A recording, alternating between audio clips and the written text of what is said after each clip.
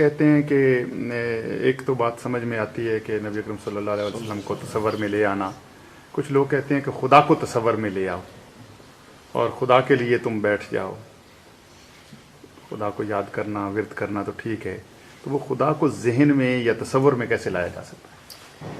تصور میں لانے کے لیے تصویر کی ضرورت ہے. جب اس کی تصویر ہی نہیں تو تصور کیا ہوگا؟ تصور میں لانے کے لیے مجسم وجود کی ضرورت ہے. جب وجود مجسم نہیں تو تصور کیا ہوگا؟ تصور میں لانے کے لیے مکان کا متعین ہونا ضروری ہے. جب وہ ایک مکان میں ہوتا ہی نہیں تو تصور کیا ہوگا؟ بے شک.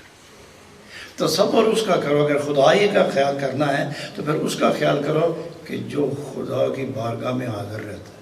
انشاءاللہ کیا ہوا؟ بے شک وہ ہے جناب محمد.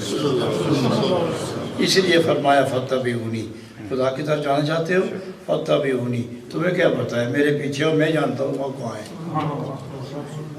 خدا نے بھی تو یہی کہا، خدا نے بھی یہی فرمایا آتی اللہ واتی اللہ. فتبعونی، یہ اس مراقبے کی ابتدا ہے. بے شک.